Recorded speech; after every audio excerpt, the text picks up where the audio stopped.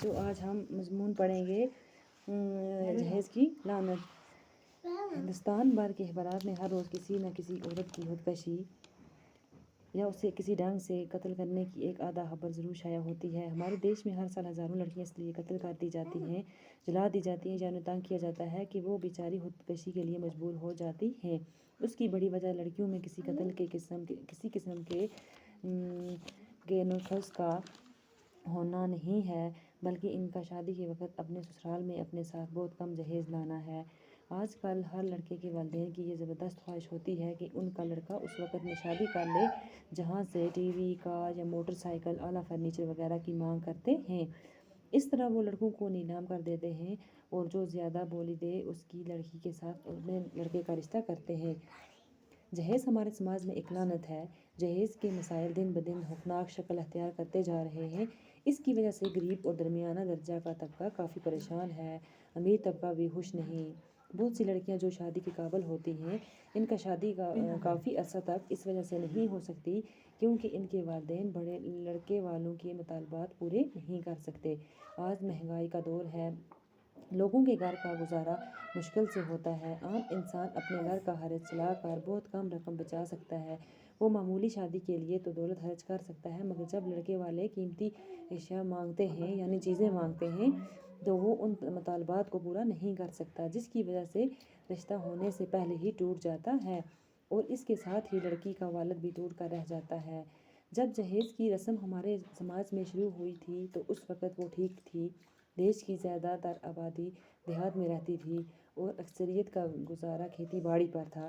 ان دنوں دیہات کے لوگ صرف نمک ہی باہر سے خریدتے تھے اور باقی ضروریات کی تمام اشیاء یعنی چیزیں دیہات میں ہی پیدا کی جاتی تھیں۔ لڑکی جب ہوش سنبھالتی تھی تو والدین اسے اپنے لیے چھوٹی موٹی چیزیں جہیز کے طور پر خود تیار کرنے کے لیے کہتے تھے۔ روئی گھر کی ہوتی تھی، لڑکی چرخ کاٹ کر دھاگا تیار کرتی تھی، کڑھائی اور کشیدہ کاری یعنی کڑھائی کا کام کرتی تھی۔ اس طرح وہ اس لیے سوتی اور رونی چادریں وغیرہ بنا کر لیتی تھی۔ گھر کے بنے کپڑے سے ہی اپنے جہیز کے لیے کپڑے تیار کرتی تھی۔ اس طرح گھر والوں کو زیادہ خرچ نہیں کرنا پڑتا تھا اور جہیز آہستہ آہستہ تیار کیا جاتا تھا۔ چرخ اور لڑکی کے صندوق وغیرہ گھر کی لکڑی سے گاؤں میں تیار کر دیتے تھے، لیکن چند برتن ہی شہر سے خریدنے ہوتے تھے۔ شادی کے وقت بارات کا کھانا بھی دیہات والے مل کر تیار کرتے تھے، جس سے والدین کو کوئی پریشانی نہیں ہوتی تھی، وہ پریشان نہیں ہونا پڑتے تھے۔ شادی کے وقت لڑکی اپنا تیار کیا جہیز اپنے ساتھ لے جاتی تھی اور ایک نئی زندگی شروع کرتی تھی۔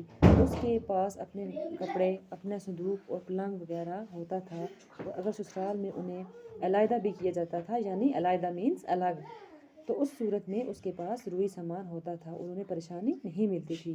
مگر اب جہیز کا اندازہ بدل گیا ہے۔ اب لڑکیاں جہیز گھر میں تیار نہیں کر سکتیں کیونکہ لڑکے والے کارخانوں کے بنے ہوئے اعلیٰ کپڑوں کا مطالبہ کرتے ہیں۔ اب چرخ نہیں بلکہ گاڑی، ٹی وی اور فریج مانگا جاتا ہے۔ جہاں پہلے شادی بہت کم خرچ آتا تھا، وہاں اب اس سے کئی گنا خرچ تو منگنی کے وقت ہی آتا ہے۔ ظاہر ہے کہ ایک عام انسان اتنی رقم خرچ نہیں کر سکتا، اسے قرض لینا پڑتا ہے۔ یہ قرض آسانی سے ادا نہیں ہو سکتا، جس کی وجہ سے لڑکی کے والدین ساری عمر قرض ہی اتارتے رہتے ہیں اور ان کی زندگی تباہ و برباد ہو جاتی ہے۔ یہاں ہی بس نہیں ہوتی، لڑکی کے والدین جس قدر بھی زیادہ دے دیں لڑکے والوں کو تسلی نہیں ہوتی اور ہمیشہ بہت کم ہی میراث لگا دیتے تھے۔ عام طور لڑکے والے نہ صرف لڑکی کو طعنے دیتے بلکہ مار پیٹ بھی کرتے ہیں۔ تو بچوں، یہ تھا ہمارا سبق جہیز کی لعنت۔ تو انشاءاللہ کل ہم نیکسٹ لیسن ڈسکس کریں گے۔ شکریہ۔